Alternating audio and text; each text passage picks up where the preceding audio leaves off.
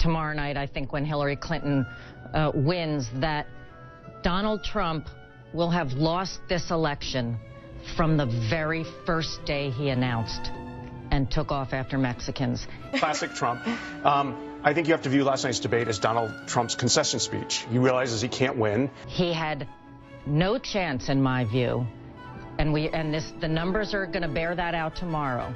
Well, I can't find a single Republican who now thinks they're going to win. You can't go into a general election with only 25% of the Republican base behind you and expect to win in a general. You just can't. That's an awfully difficult lead to make up. It really is at this point, particularly when Trump's negatives remain in the 60s, which is just almost unprecedented. We may lose by historic proportions. It's just that he knows he can't win, so why not? No. I think Donald Trump has fooled himself into looking at his crowds and the rallies and the size, and he thinks that's America. He had no chance to win doing what he was doing and with the Latino community feeling so targeted from the very first day he announced. This guy isn't a Republican. He can't beat Hillary Clinton. Wrong. So, of course, the question is, how could this have possibly happened? So I'm here to explain to you tonight why it did happen and what's going to happen. Now that's a tall order, right? So what I propose to do is discuss what happened to America up until this time, and I'm going to start from kind of 1945, that era. And then I'm going to explain, I think, what's in Trump's head, because I don't know if anyone saw his victory lap speech last night, where he was really rocking and socking. And if you listen close to his economic agenda, the talking points are from an obscure economic policy house like ours, except not ours, but one that we're affiliated with. So I can pretty well confirm what's in this guy's head.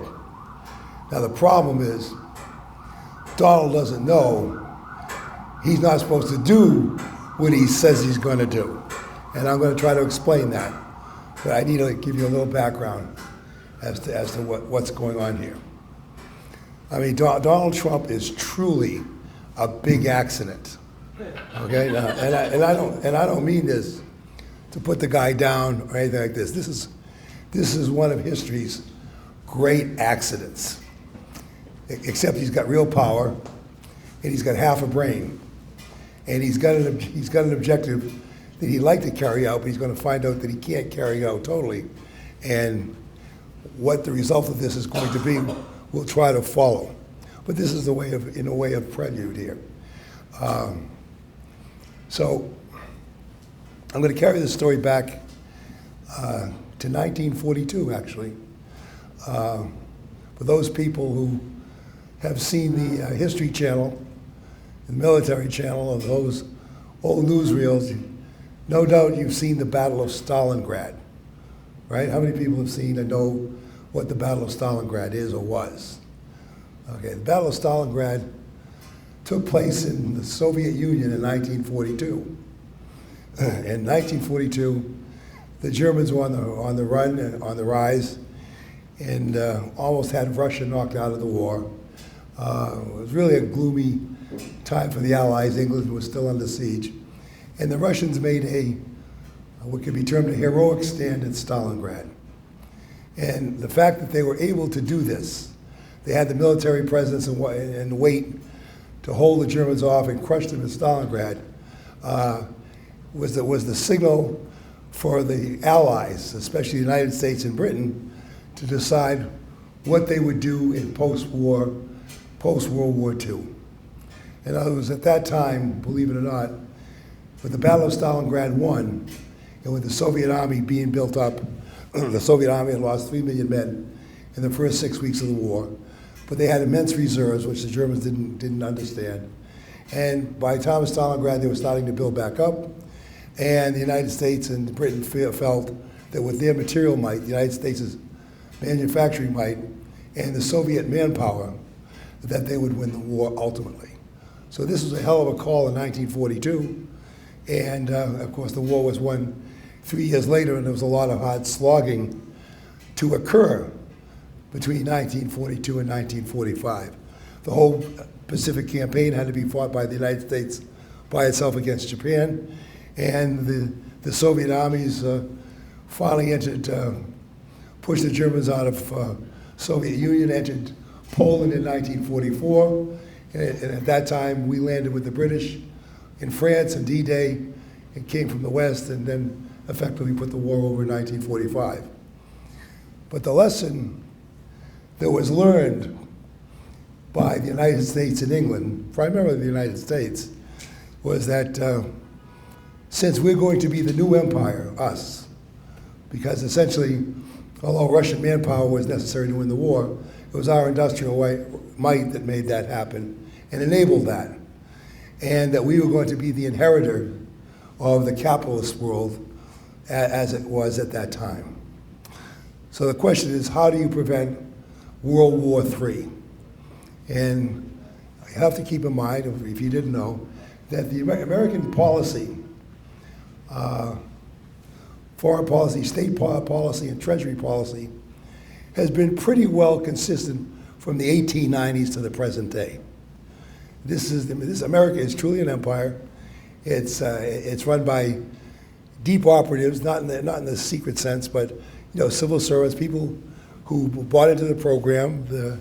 It's run by wealthy people, well, as everything is run by, and they knew that the United States was particularly well positioned, being a huge self-sufficient continent, protected by two oceans, that it could project power and protect itself from invasion, and they could let the rest of the world chop each other up, and they would inherit it. And in fact, that's what happened by 1945.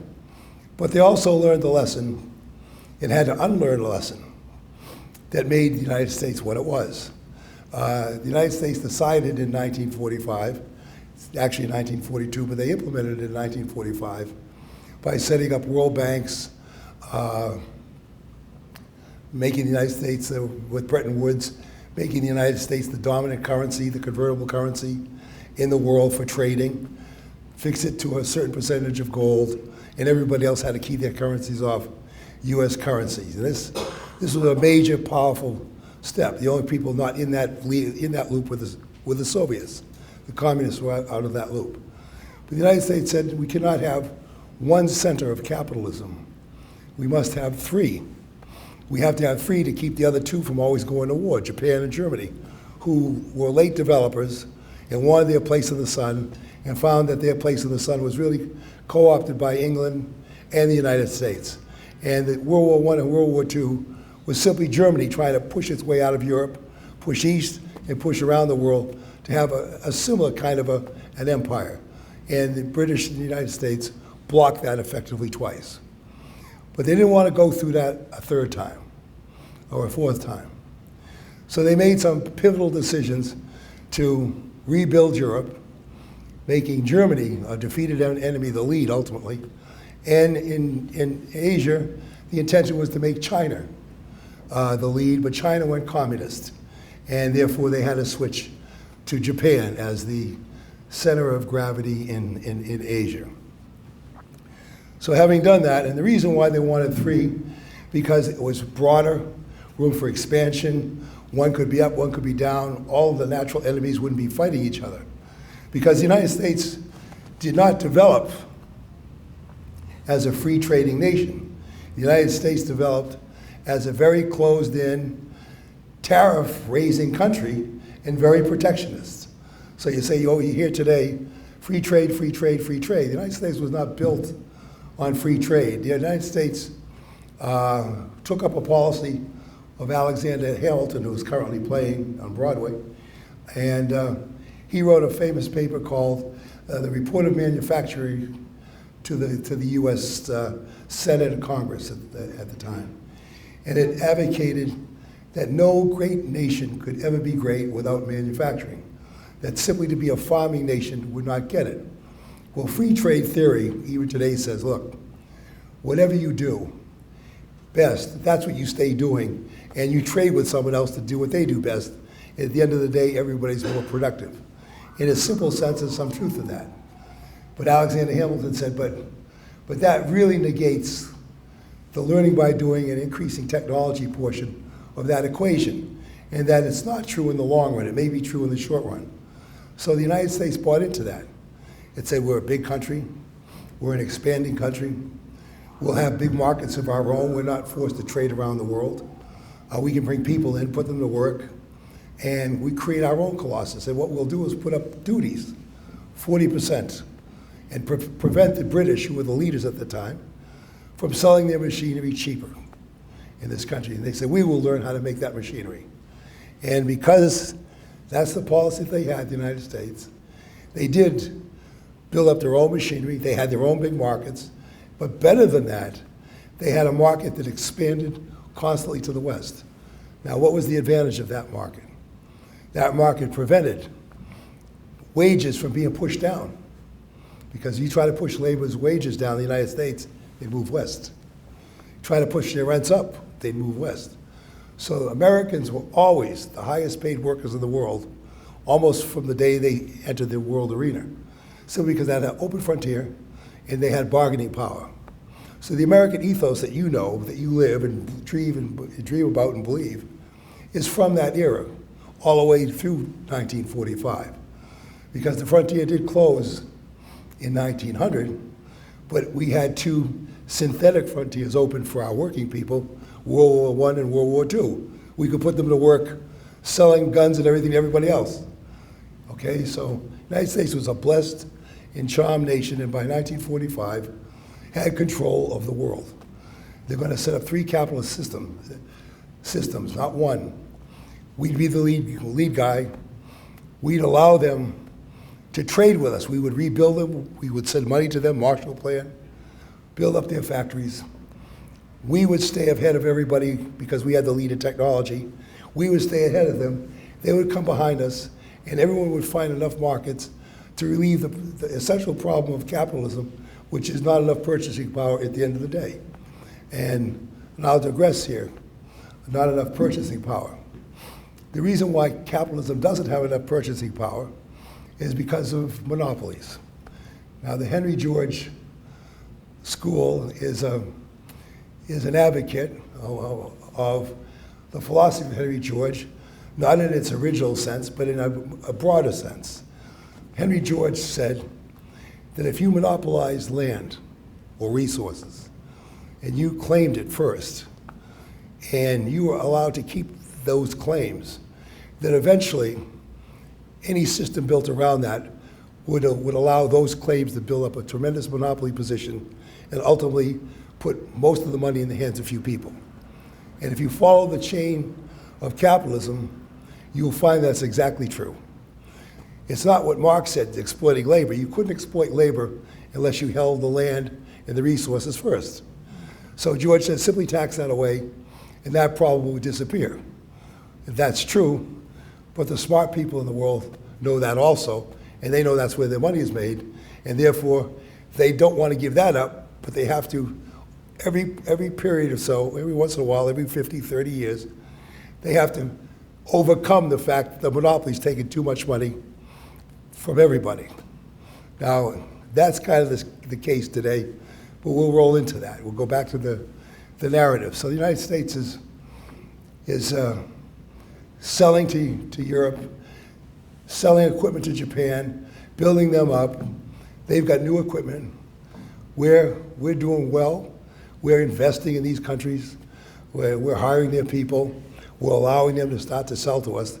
The only problem, and the first mistake the American ruling class made, was they didn't see the fact that industrialized countries with well-educated people, Japan and Europe, if you built them up with new equipment, you allowed them export markets. They would have cheaper wages at that time, and they'd be able to undercut you in your own market. They felt, well, we'd be building up our own newer technologies and be able to keep that at bay. Well, that didn't happen. What happened was the old American plants, and I'm familiar with that because I ran many of them, we didn't change the technology as fast as the the Europeans did with their newer technology. They ended up starting to import more and more. You could see the quality was better, all the things that were subtle and were missed. And now American planners are coming into the 70s, and there's a real problem here. They've got a working class that's restive. It wants more money. They've got intense competition coming at them from Europe and Asia. What to do? What do we do? And then by that time, there's stirrings of China. So here we are running an empire. We're running a big business. And we see that we're starting to lose market share, you know, and our technologies not keeping up. I can give you a good example. I used to work for a company called Perkin-Elmer. We were the ones that invented the first equipment to manufacture computer chips. This was a big step. All the things you have now, the chips in every device are done by chip-making machines, which today are based on electronics, but in the old days were based on optics, which was our specialty. So the first chips, back in the late 60s, early 70s, were made that way. The Japanese simply saw the huge market, put together a government consortium, and built a new technology, a better way to do it. We turned to our government and said, we can't compete with a government-sponsored program. And our government said, look, we don't bet on state-run things. We bet on free enterprise. So the fact is we lost the lead there, and we lost the business. And now chip making, except for Intel, is an Asian business. It's a huge business. So this kind of upset the apple cart. And I think somewhere down the road, American policymakers decided that Asia was going to be the future. Overseas was going to be the future, that high-priced American labor, and if you recall the 60s or 70s, labor was very restive at that time, very upset, wanted more benefits. There were strikes in Chevrolet plants. The Lordstown is a classic strike. High-priced labor that wanted more. There was the uprising about Vietnam. There was the Black Revolution. All this is starting to go on because people who had something wanted more. So the American planners say, "Oof, this is too much to take, and we have a solution for this." And what's the solution? Hell, let's back off the free trade business. And I mean the protectionist kind of thing. Let's go for the cheap labor and the outsourcing and all of that. And we get this stuff done. We can still control that. We can control the finance. We can control the monetary. We can own the big multinationals. So if we blow up our labor force now, what difference does it make? And I think that's the kind of zeitgeist you see here. And especially in New York City, which is the epicenter of that kind of thinking, and through financialization, one of the big ways that was accomplished. But I'm jumping ahead and behind on the story to try to give you a sense of really what happened. So in the last 30 years, this process started to take over. Now, the Republicans, back in 1970 in Reagan's time, saw all this uprising and unrest as, you know, just a society out of control, needing discipline, too much government involved, get them out and things would work. But that wasn't really the problem here. The problem was the rest of the labor force that wanted too much, whatever that is, in a ruling class. I hate to use it in the capitalist communist sense, but an elite that says, hey, wait a minute, we don't need this. We can outflank this problem.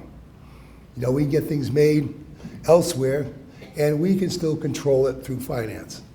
So all through that period, you see unions being undercut, regulations to break the consensus that labor and capital had coming out of the 30s and World War II, and a slow erosion of union membership till today.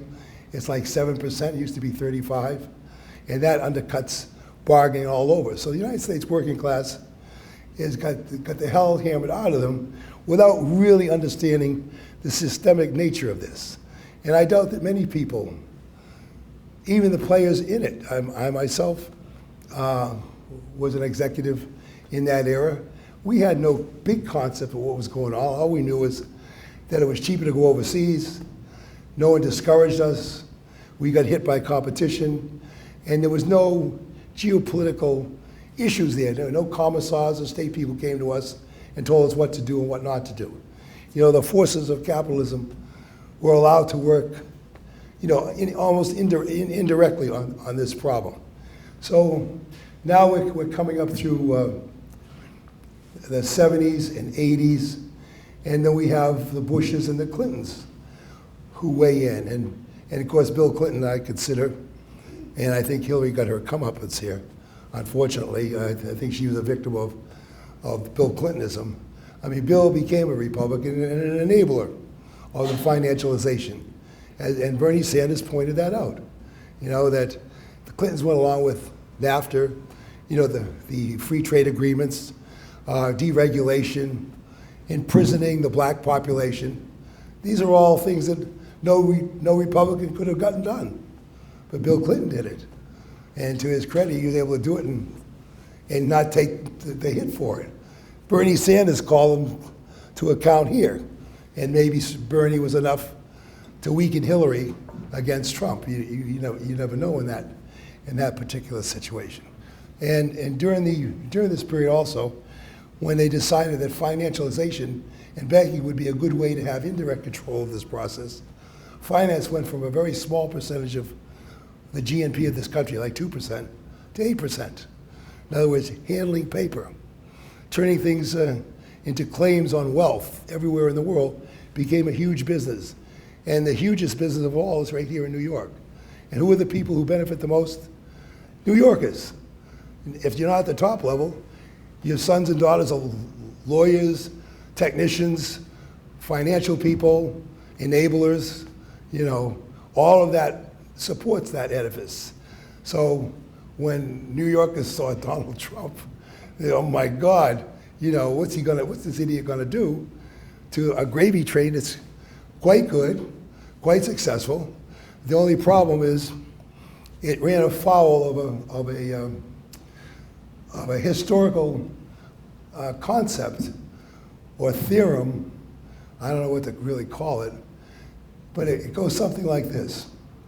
In all times and in all places, 2,000 years ago, 5,000 years ago, today, if you have a coherent society and a small percentage of the people, less than 1%, end up taking more than 30% of the wealth, if that is achieved, bad things happen. Now, there's no prediction as to what those bad things might be, but bad things happen. Status quo changes.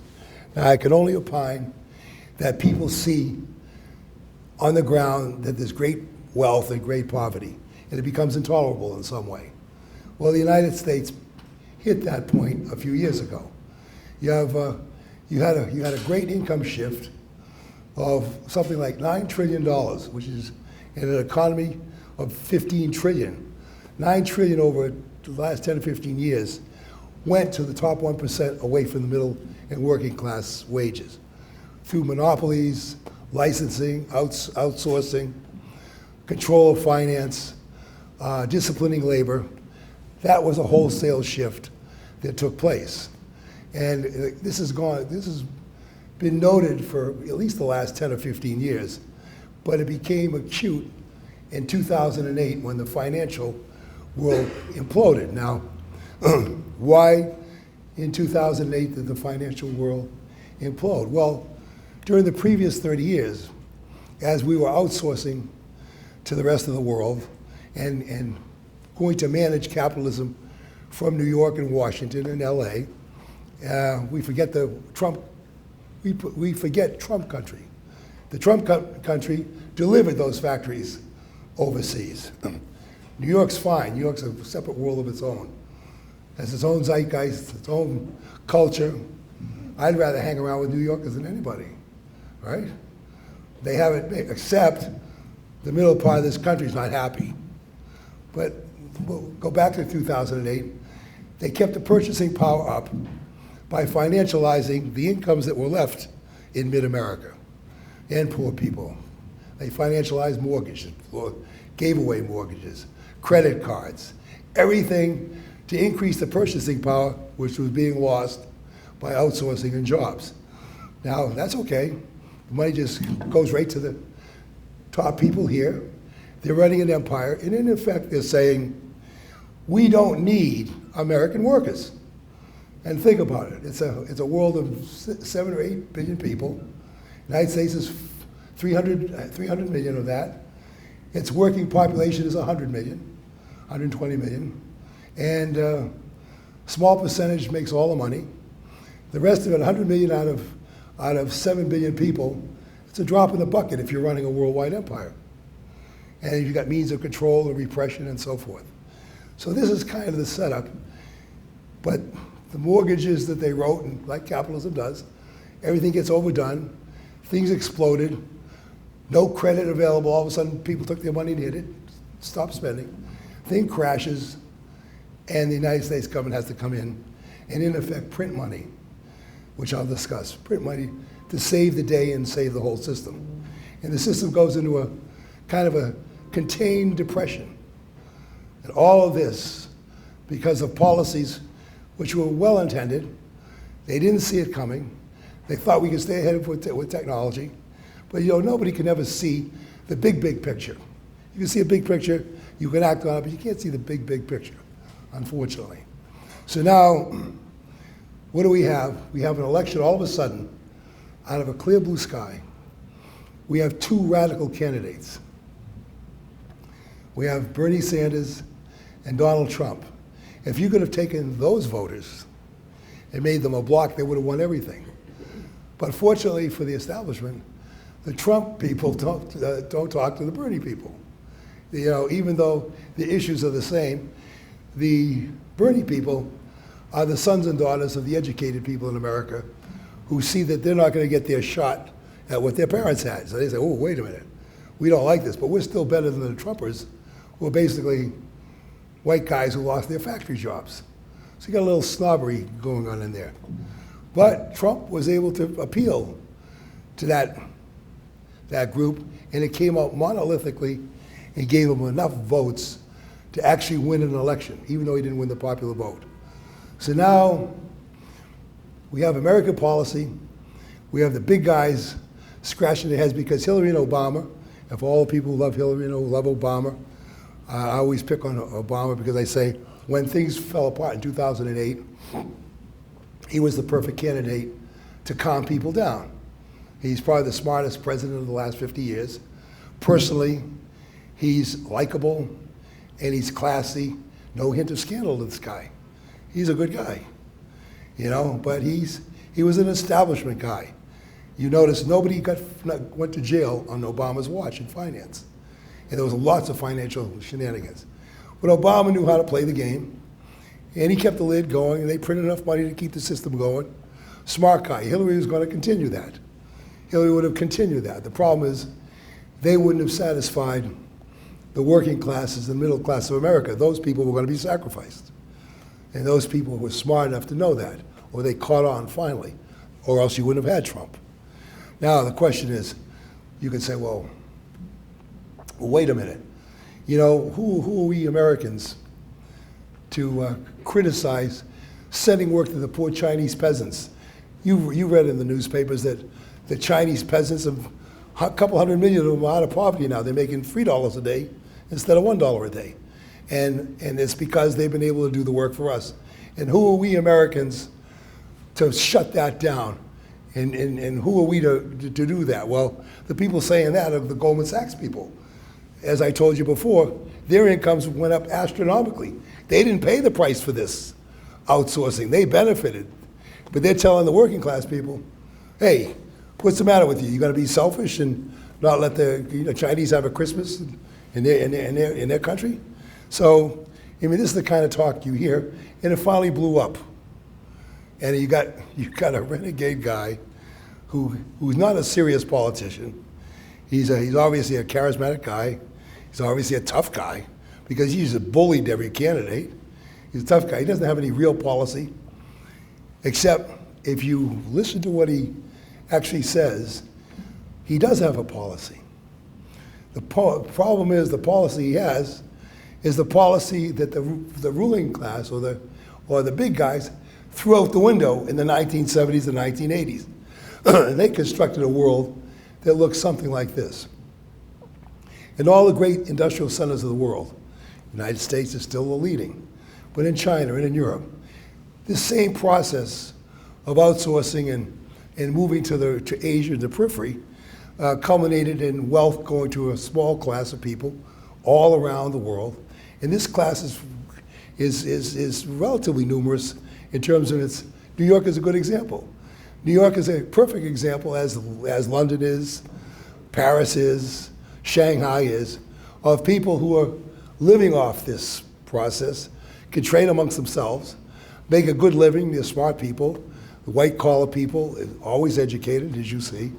And the rest of the world, because of the monopoly situation, gets pushed more and more to the margins.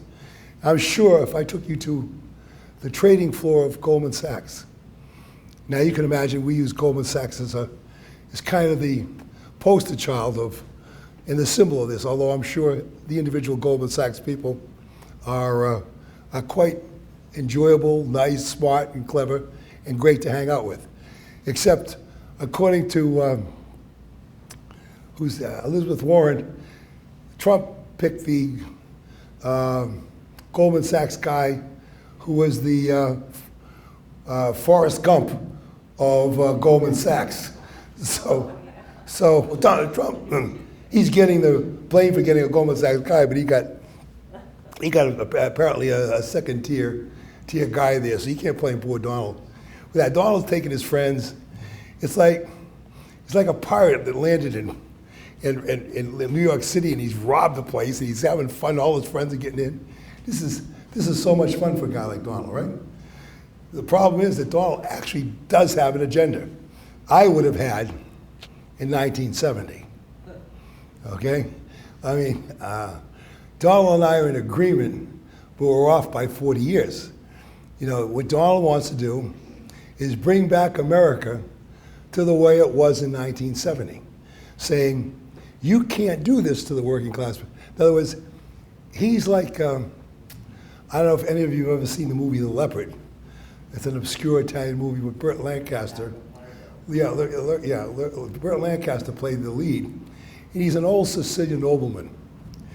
And the Italian Revolution of the 1890s, 1880s, with Garibaldi and Mazzone and all those characters, were uprooting Italy.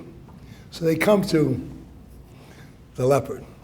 So old Sicilian said, look, we want you to take part in this revolution. You know, you've got weight and gravitas and all that. And he goes, he says, you know, probably I have to do it because the more things change, the more likely they are to stay the same.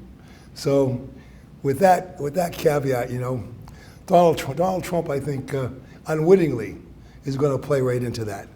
So, and let me tell you what I think he's going to try to do. I just want to establish the fact, I think the guy is an accident.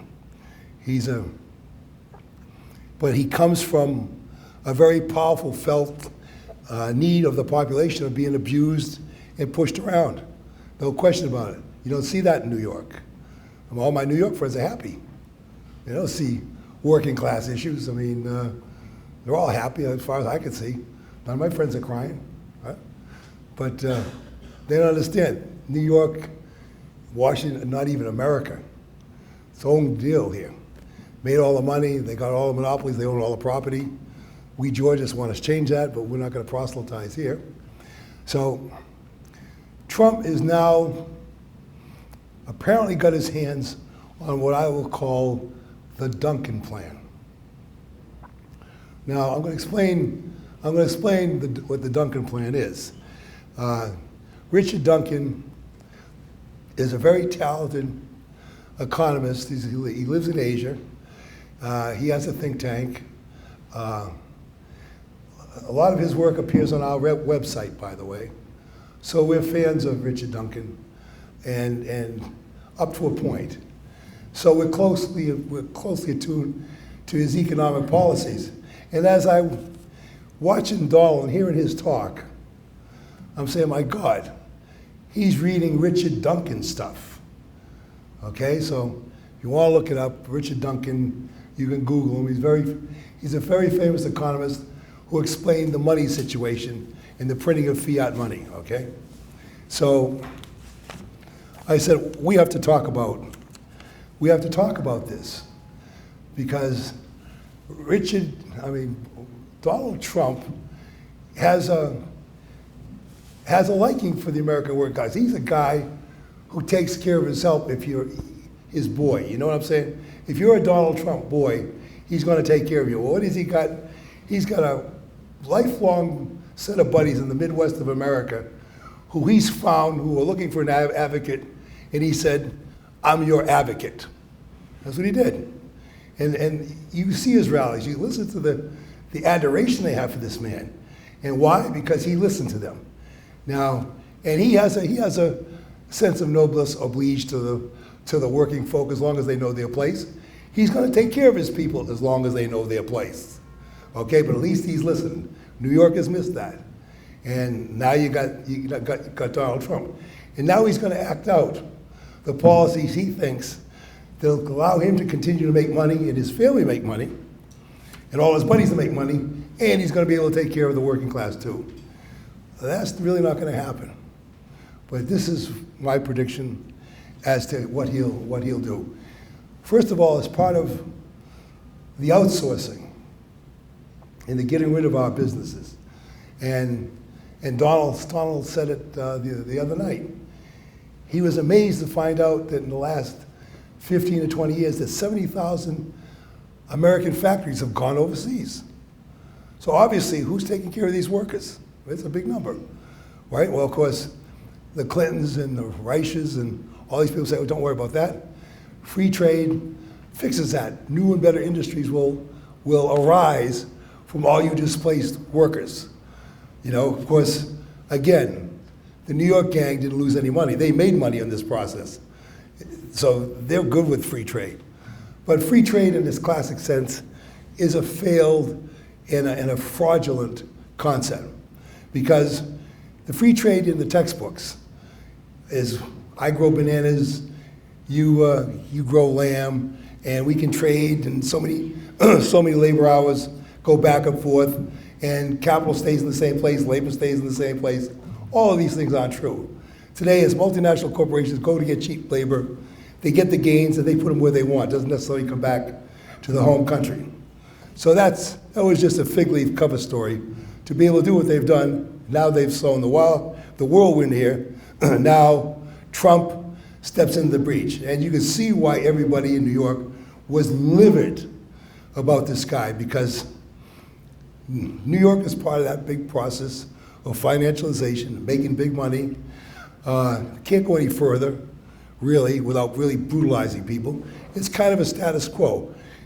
The game with Obama, the game with Hillary would have been, and in Europe, to keep the lid on things, don't change, leave to pressure, but don't do the real dramatic things that could be done to change things, because that'll change the power structure. So you're going to get a muddling through, which is acceptable. They're not getting a muddling through. Now they don't know what to do. Because what you've got is a guy who has a policy, who has the mentality of Francisco Franco in Spain, okay? In other words, the social gains in this country are going to be, I won't say roll back, but everyone's going to know their place in a Trumpian world. You know, everybody's going to know, you know, you've burned that flag, you're going to jail. You know, if you're an outsider, you better conform. In other words, it'll be a Franco Spain kind of thing, which you could tolerate back and forth, you know, fight it with social actions one way or another. But again, he's going to try to do the Duncan plan. And one of the things from the free trade and outsourcing situation is that when you send all your stuff overseas, okay, have made over there, what happens is to equalize your capital balances, those foreign countries have excess money, and if they want to keep their currencies where they can continue to sell, they'll come and buy your bonds and give you the money to invest. So the United States has got this pile of loans and money from China that allows it to create enormous credit, free credit. And in a world where you have unlimited cheap production, you really can't have inflation. The inflation we remember is the inflation of pre-1970 of a closed economy where if you ran out of resources, prices would be up. You can't run out of resources in an open world economy. And where you have money, you can create more loans. You can do almost anything, and the United States has done that. So the Duncan plan is basically say, look, let's take all this money that we have and let's go into a huge public works program, and let's go into a huge public-private partnership program to build businesses with entrepreneurs all through the United States and build real new industries in the United States which will employ the unemployable between the infrastructure and the environment and these new companies. The Duncan plan says you can build all new industries, biotech, energy, you name it. Put big money, Marshall Plan type money into them, and you'll be able to rebuild your own working class here. Well, that's not the game. The big boys don't want that. You can't do that, because if you do that, now you put all the loans and all the technology in the hands of the United States.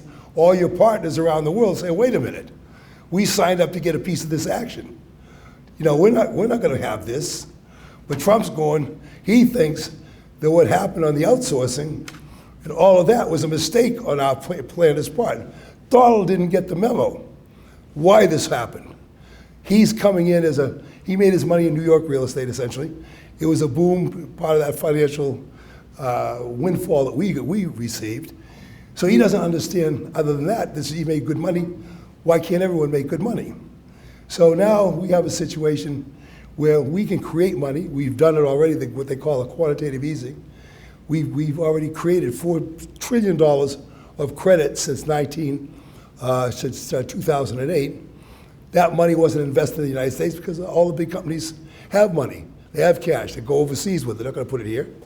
So that money went into the stock market. The stock market went up. As you can see, people who had portfolios, they're back to what they were in 2008. This is all due to the printing of money that doesn't cause inflation because you can always buy cheap products from overseas. So we have this virtual cycle for wealthy people, people who have it made, who've constructed a world within a world, and Donald doesn't get that. Donald thinks it was a mistake, that they just left these poor workers unattended and they were outwitted by the Chinese and the Asians and Europeans, and he's gonna negotiate and get all that back. Well, he's not gonna get that back, but he'll try the Duncan plan. And he'll try the Duncan plan, create that money, and tip the whole world upside down, because the rest of the world's not gonna have it.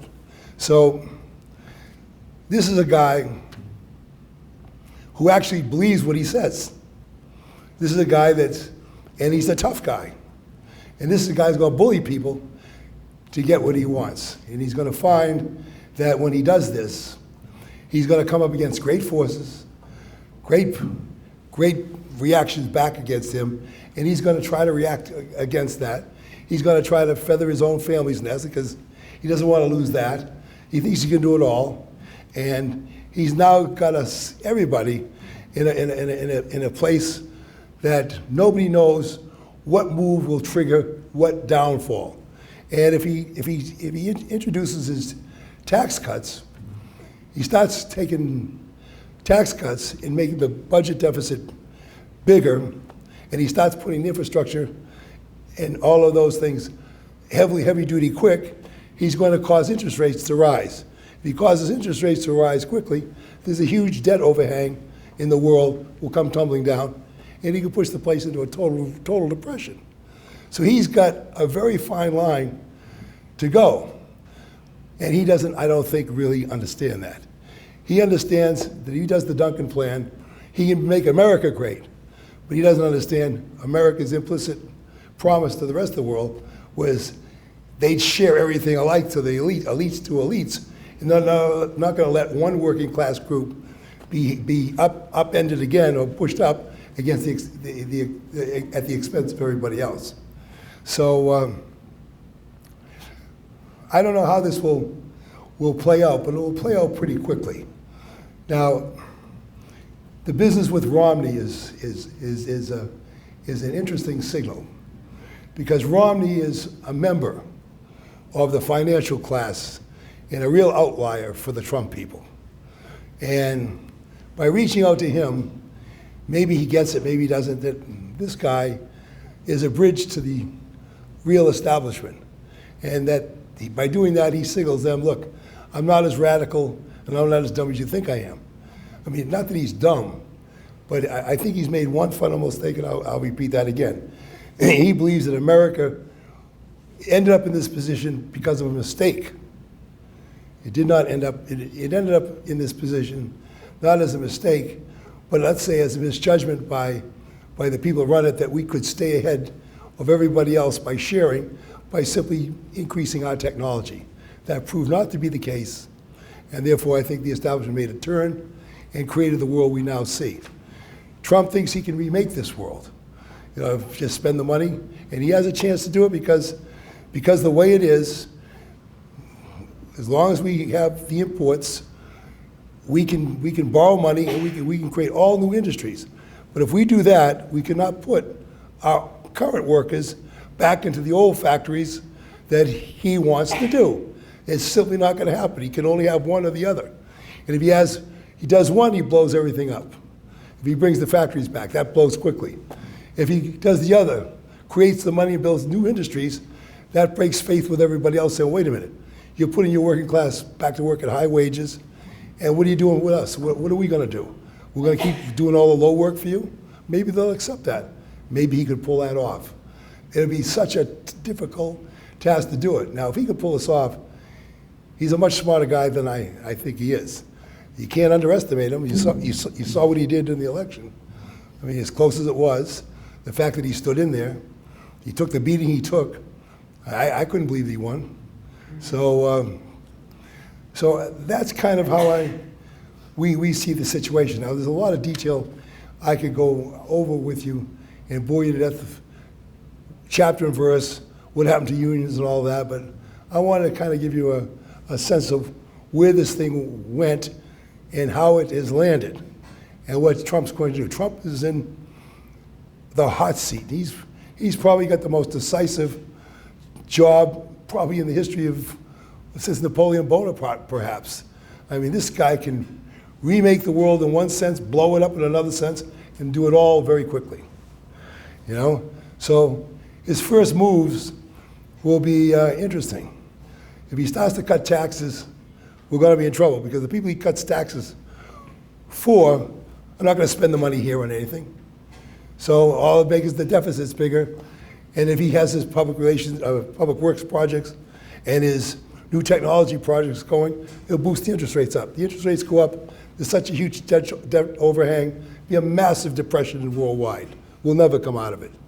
If he doesn't do that, he's broken faith with his working class people, and there's going to be all kinds of hell with Bernie people and Trump people if he doesn't deliver. And he can't deliver without losing the money coming in to do the policy things he wants to do with infrastructure and new technologies. So he's caught. And the question is, which way will he go? Now, I believe he's a padrone. He wants to take care of the workers. So he's going to fight tooth and nail to do that. And I do believe he'll do big infrastructure projects, put lots of people to work. I don't think he'll bring factories back, because he'll realize very quickly he can't do that and keep the money he's borrowing. So he may be pushed down to the Duncan program of new technologies, all built here in the United States, not letting anyone else partake, and then destabilize the whole world trading order as it now exists. And that will be a surefire cause of another depression. So that's how we see it at the Henry George School. Now, we could cure all this with the Henry George program, simply tax monopoly, and all these forces that did all that in the first place would never existed in the first place to get us into this situation. But this is not a lecture about why the Georgia system is the best system to use, because that's not the relevant topic today. The relevant topic today is Mr. Trump and what will he do, and what can he do, and why did he get himself, why is he in the position he's in, and how did this happen to him?